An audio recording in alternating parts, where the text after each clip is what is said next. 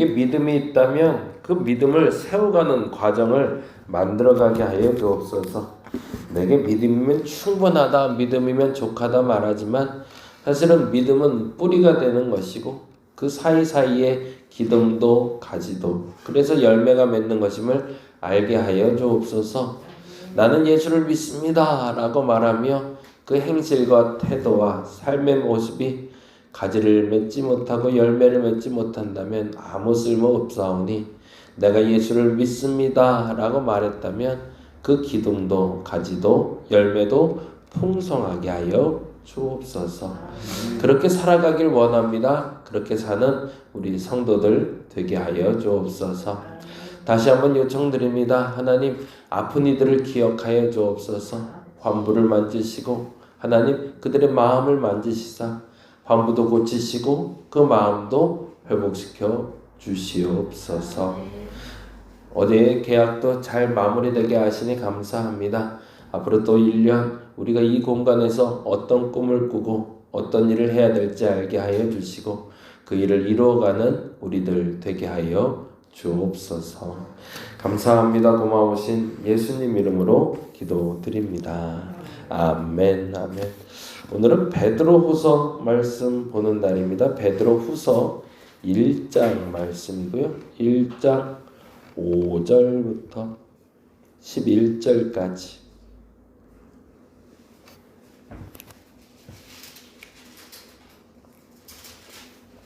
베드로후서 1장 5절에서 11절까지 읽습니다.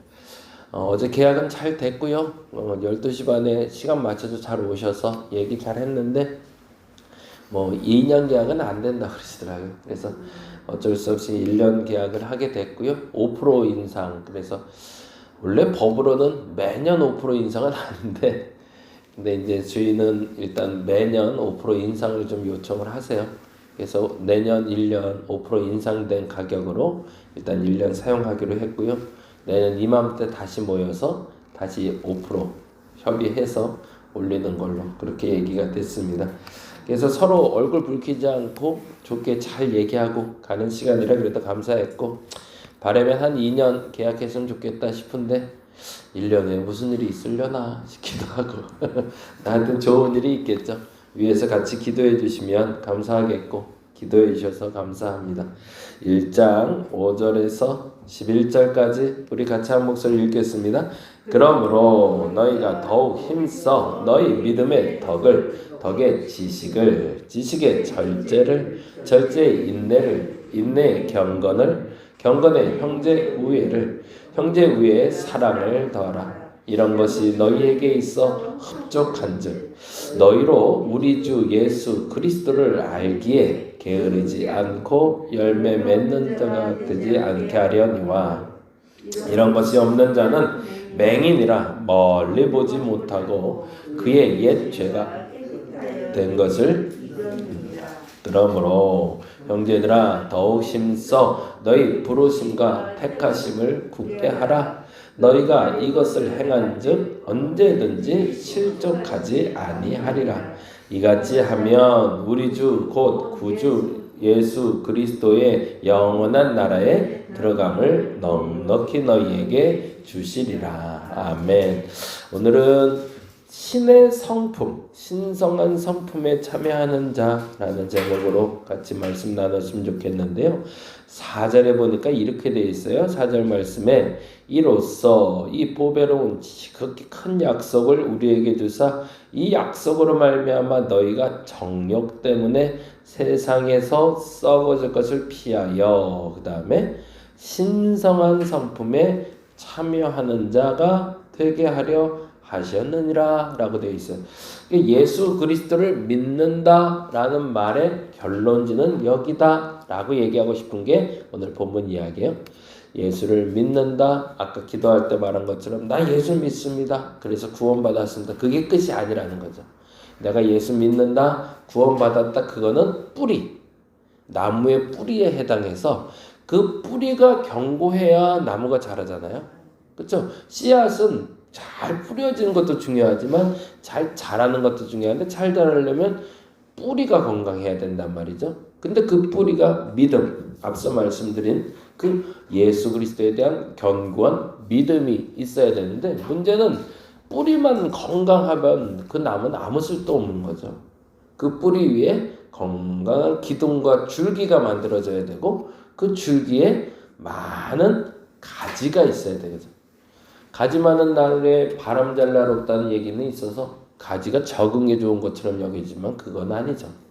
바람 잘 날 많아도 가지가 많아야 그 가지마다 열매를 맺는 것처럼 믿음도 그 뿌리를 상징한다면 믿음의 어떤 줄기를 만들고 어떤 가지, 그래서 어떤 열매, 그래서 그 열매는 신성한 성품이라 부르는 열매인데 거기까지 도달하는 과정은 다음과 같다라고 얘기합니다.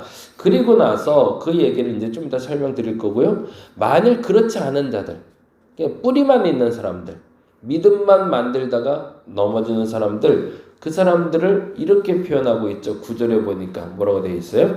이런 것이 없는 자래. 이런 것이 없는 건 뭘까요? 뿌리만 있거나 뿌리, 줄기, 가지, 열매 맺지 못하고 그냥 사그러지는 나무들, 그냥 믿음만 있다고 말하는 사람들, 그런 사람들은 뭐래요? 맹인이래요. 왜 봐야 될 걸 보지 못하지라는 답답함인 거죠. 정말 눈이 먼 사람이란 얘기가 아니라 왜 앞을 보고 가야 되는데 눈 감고 가냐는 얘기죠. 신앙생활은 믿음만 가는 게 아니라 믿음을 가지고 어떻게 살아야 되는지를 아는 건데 왜 그걸 보지 않으려고 하냐라는 얘기예요. 그리고 이렇게 얘기하네요. 멀리 보지 못하는 거라고. 그렇죠? 맹인은 아예 보지 못하는 걸 얘기하는 게 아니라 뭐라고요? 멀리 보지 못하는 거다. 이게 눈앞의 현실만 바라보고 살지 말고 좀 멀리 보는 것, 그것이 신성한 성품에 참여하는 거래요. 왜요? 그의 옛죄가 깨끗하게 된 걸 자꾸 잊어버리니까. 그리고 나서 이렇게 얘기하네요. 10절에 보니까 뭐라고 되어 있죠? 그러므로 형제들아 더욱 힘써라고 줄쳐놓고요. 더욱 힘써, 더욱 힘써. 뭐 하래요? 부르심과 택하심을 굳게 하래요. 이게 구분이 됐네요. 부르심은 뭘까요? 나를 구원하라 부르신 거죠. 택하심은 뭐예요? 열매 맺으라고 택하신 거죠. 그리고 여러분이 무엇 때문에 부르심을 받았는지, 무엇 때문에 택하심을 받았는지를 아는 것이 중요한 거죠. 왜 나를 부르셨을까? 나 스스로 구원할 수 없으니 나를 구원하기 위해서 나를 직접 부르셨고요. 그리고 사명을 주셨다는 거죠. 내게 사명을 택하시고 주셨어요. 어떤 사명을 주셨는가? 지금 반복해서 말하는 신의 성품에, 신성한 성품에 참여하게 하는 것으로 내게 택하심을 주셨다라는 거죠. 그러면 그게 뭘까? 그 얘기를 잠깐 좀 나눠볼게요. 5절부터 시작이 되네요. 5절에 같이 읽어봅니다. 그러므로 뭐라고 되어 있어요? 너희가 더욱 힘써. 뭐래요? 더욱 힘써라는 말은 10절에서 만나고 있죠? 다시 한번 볼까요? 5절. 그러므로 너희가 더욱 힘써. 10절에도 그러므로 형제들아 더욱 힘써 라고 되어 있죠. 그렇죠? 다시 한번요. 5절에 보니까 그러므로 너희가 더욱 힘써 라고 되어 있죠. 그렇죠? 네. 10절도 그러므로 형제들아 더욱 힘써. 그러면 더욱 힘써야 할 일이 같은 거네요. 그렇죠? 5절에 더욱 힘써 줄줄줄줄 나오는 것과 10절에 더욱 힘써 줄줄줄 나오는 게 같은 거네요. 근데 10절에 더욱 힘써 줄줄줄 나오는 건 부르심과 택하심. 그렇죠? 두 가지로 정리했다면 그걸 5절에서는 조금 풀어놨네요. 뭐라고 풀어놨어요? 첫 번째 믿음부터 시작되네요. 5절 볼게요. 그러므로 너희가 더욱 힘써 너희 믿음. 그게 뿌리. 믿음을 잘 세워야 된다. 그리고 믿음을 세운다면 뭐 하라고 되어 있어요? 믿음의 덕을 세워야 된대. 이거를 아까 말씀드린 나무로 얘기하자면 믿음을 잘 뿌리를 만들면 그 위에 흙을 잘 덮어줘야죠. 그래서 그 뿌리가 상하지 않게 해주는 게 덕이고요. 그 덕 위에 세워야 될 게 뭐라고 나와요? 지식을 세워야 된대요. 이걸 좀 더 쉽게 가보면 그렇죠.